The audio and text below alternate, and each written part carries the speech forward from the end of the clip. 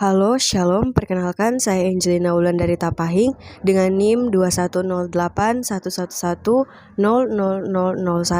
Pada saat ini saya akan menjelaskan materi dengan judul Intersepsi dalam Perspektif Undang-Undang Nomor 36 Tahun 1999 tentang Telekomunikasi dan Undang-Undang Nomor 11 Tahun 2008 tentang Informasi dan Transaksi Elektronik. Ada 5 topik bahasan kita pada kali ini.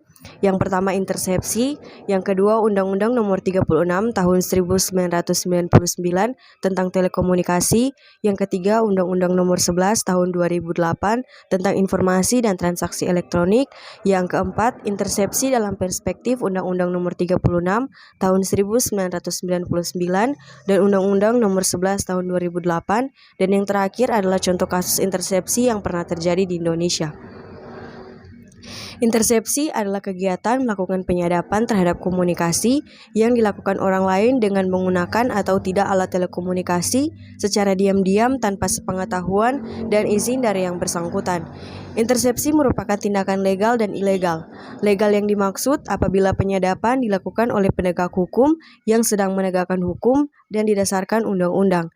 Sedangkan akan menjadi tindakan ilegal apabila yang melakukan penyadapan bukan anggota atau lembaga penegak hukum yang sedang menegakkan hukum, tidak mempunyai izin dan dilakukan tidak berdasarkan undang-undang. Maraknya kasus intersepsi atau penyadapan di Indonesia membuat terbentuknya peraturan atas intersepsi yang diatur dalam Undang-Undang Nomor 36 Tahun 1999 dan Undang-Undang Nomor 11 Tahun 2008. Dalam undang-undang ini mengatur tentang siapa yang mempunyai kewenangan untuk melakukan intersepsi, dalam hal apa saja intersepsi bisa dilakukan, dan sanksi apabila adanya tindakan intersepsi yang berlawanan dengan hukum. Kita masuk pada topik bahasan yang pertama, yakni intersepsi. Sebenarnya apa yang dimaksud dengan intersepsi ini? Kita akan membahas intersepsi menurut Undang-Undang Telekomunikasi, Undang-Undang ITE, dan Black's Law Dictionary. Menurut Undang-Undang Telekomunikasi, intersepsi atau penyadapan atas informasi dan penyaluran pada jaringan komunikasi dalam bentuk apapun. Menurut Undang-Undang ITE, intersepsi adalah kegiatan untuk mendengarkan, merekam, membelokkan, mengubah, menghambat, dan atau mencatat transmisi informasi elektronik dan atau dokumen elektronik yang tidak bersifat publik, baik menggunakan jaringan kabel komunikasi maupun jaringan nirkabel seperti pancaran elektromagnetis atau radiotensi. Intersepsi sendiri bukan hal baru di Indonesia karena sebelumnya intersepsi pernah dipakai oleh Badan Intelijen Negara demi mempertahankan stabilitas politik. Kita masuk dalam topik bahasan yang kedua, yakni Undang-Undang Nomor 36 Tahun 1999 tentang Telekomunikasi. Undang-Undang Nomor 36 Tahun 1999 tentang Telekomunikasi diundangkan pada 8 September 1999 dan berlaku setahun setelahnya, yaitu pada 8 September tahun 2000. Dengan berlakunya undang-undang ini, maka Undang-Undang Nomor 3 Tahun 1989 tentang komunikasi tidak berlaku lagi. Undang-undang ini terselenggara atas asas manfaat, adil dan merata, kepastian hukum, keamanan, kemitraan, etika, dan kepercayaan diri sendiri. Tujuan berlakunya undang-undang ini untuk persatuan dan kesatuan, meningkatkan kesejahteraan dan kemakmuran rakyat secara adil dan merata, mendukung kehidupan ekonomi dan kegiatan pemerintah, serta hubungan antar bangsa. Topik yang ketiga, Undang-Undang Nomor 11 Tahun 2008 tentang Informasi dan Transaksi Elektronik atau Undang-Undang ITE.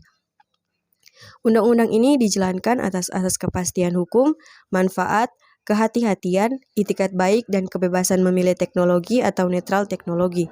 Undang-undang ini sudah mengalami revisi pada tahun 2016 tentang perubahan atas Undang-Undang Nomor 11 Tahun 2008 menjadi Undang-Undang Nomor 19 Tahun 2016.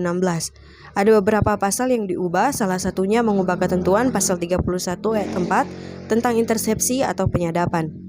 Tujuan adanya undang-undang ini adalah untuk mencerdaskan kehidupan bangsa yang merupakan bagian dari masyarakat informasi dunia, meningkatkan kesejahteraan masyarakat dalam perdagangan dan perekonomian nasional, sarana peningkatan efektivitas dan efisiensi pelayanan publik, kesempatan bagi setiap orang untuk mengoptimalkan kemampuan di bidang teknologi informasi dengan tanggung jawab, serta pemberian rasa aman, keadilan dan kepastian hukum bagi pengguna, namun juga penyelenggara teknologi informasi.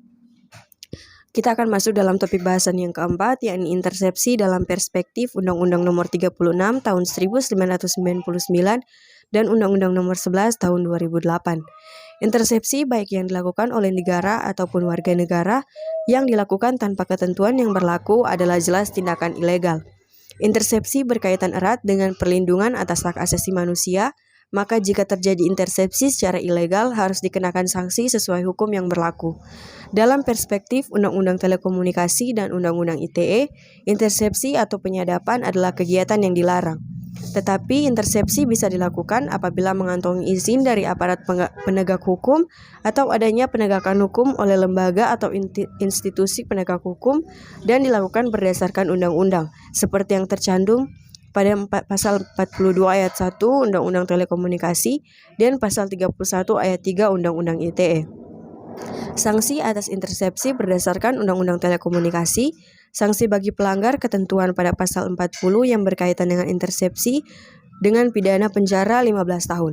Sedangkan berdasarkan Undang-Undang ITE, sanksi yang didapatkan untuk tiap orang yang dengan sengaja atau tanpa hak melanggar ketentuan pasal 31 ayat 1 atau ayat 2 tentang intersepsi akan dikenakan sanksi pidana penjara paling lama 10 tahun dan denda paling banyak 800 juta. Dan topik yang terakhir, contoh kasus intersepsi yang ada di Indonesia. Saya mengambil contoh adalah kasus dugaan penyadapan pembicaraan telepon antara Bapak Dr. H. Susilo Bambang Yudhoyono dan KH Ma'ruf Amin tahun 2017. Saya akan membacakan garis besar dari kasus ini. Tanggal 31 Januari 2017, keluar pertanyaan dalam sidang oleh kuasa hukum Basuki Cahayapurnama tentang pembicaraan telepon Susilo Bambang Yudhoyono dan Ma'ruf Amin. Tanggal 31 Januari 2017, setelah sidang SBY yakin bahwa adanya tindak penyadapan oleh pihak kuasa hukum Basuki Cahayapurnama. Tanggal 1 Februari 2017, muncul spekulasi bahwa informasi yang didapatkan oleh kuasa hukum Basuki Cahayapurnama bersumber dari BIN dan permintaan pertanggungjawaban oleh Susilo Bambang Yudhoyono kepada institusi negara. Tanggal 2 Februari 2017, BIN secara resmi mengeluarkan press release yang berisi 6 poin berkaitan dengan isu yang beredar. Berikut adalah 6 poin yang dikeluarkan oleh Badan Intelijen Negara melalui sundawan kepada Tikom pada 2 Februari 2017. Yang pertama, pernyataan Basuki Cahayapurnama dan kuasa hukumnya pada 31 Januari 2017 atas adanya percakapan antara Ma'ruf Amin dan Bapak Dr. H. Susilo Bambang Yudhoyono tidak disebutkan apakah terjadi komunikasi verbal secara langsung atau percakapan telepon yang diperoleh melalui penyadapan. Yang kedua, informasi yang telah disampaikan kepada majelis hakim dalam proses persidangan adalah tanggung jawab dari saudara Basuki Cahayapurnama dan kuasa hukumnya.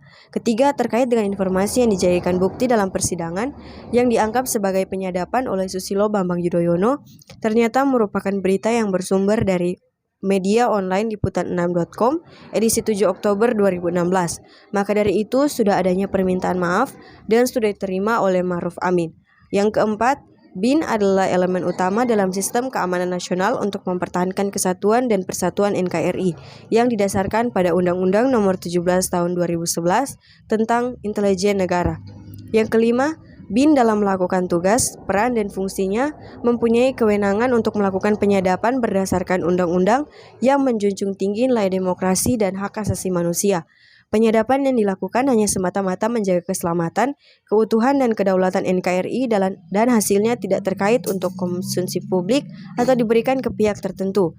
Yang keenam, dengan klarifikasi resmi ini, terkait pernyataan kuasa hukum Basuki Cahayapurnama dan komunikasi yang terjadi antara Susilo Bambang Yudhoyono pada 31 Januari 2017 menegaskan bahwa informasi tersebut bukan dari BIN.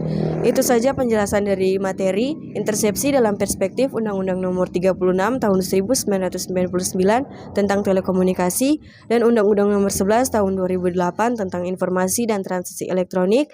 Saya ucapkan banyak terima kasih.